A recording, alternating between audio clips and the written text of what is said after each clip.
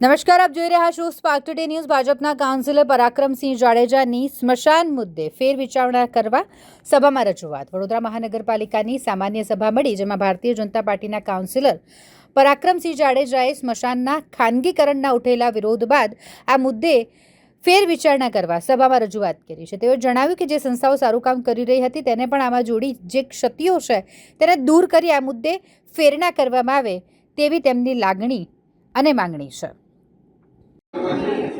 खूब सारू काम जो अभिनंदन आपू છું ચેરમેન બધાને કોઈ તમે કામ કર્યું તો મને ચિંતા નથી, પણ મિત્રો જે કામ કરે છે જે કામ કરે છે એની અંદર એની પાસે કે આપણે તેમાં કરતા એને બોલાવીને જરૂર છે તમારામાં નાના મોટા એક સુધારા કરવાની જરૂર છે।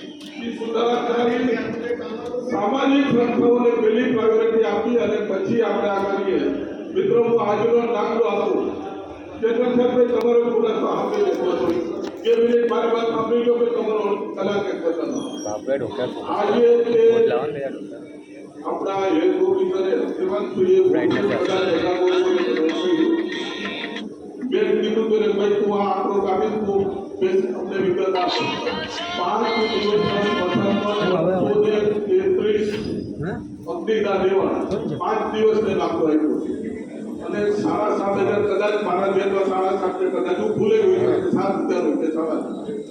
જો આ સામાન્ય દિવસોમાં કોઈ પણ જાતનો રોગચાળો નહીં, કોઈ પણ જાતની સિઝન નહીં, કોઈ પણ જાતનો મુદ્દે જે કામ કરતા હતા અને જેને કરવું છે એ બધા લોકો ફરીથી માગણી કરે તો વડોદરા શહેરના ફરીથી આમાં પુનઃ વિચારણા કરવી જોઈએ એવી મારી લાગણી અને માગણી હતી કે જે સંસ્થાઓ ફ્રી ઓફ કોસ્ટ કામ કરે છે અને કદાચ નાની મોટી છતી હોય તો એની સાથે મિટિંગ કરી એને કોઈ પણ જાતનું નાના મોટા સજેશન કરી અને એની પાસે કામ જે 2-5 સંસ્થાઓ કરે છે બાકીની જે સંસ્થાઓ ન ધડિયાતી હતી એની અંદર આ નિર્ણય લઈ અને ખૂબ સારું કામ કરેલું છે। અમારા સજેશન છે કે જે સારું કામ કરે છે એને કરવા માટે થઈને પુનઃ વિચારણા કરવી જોઈએ।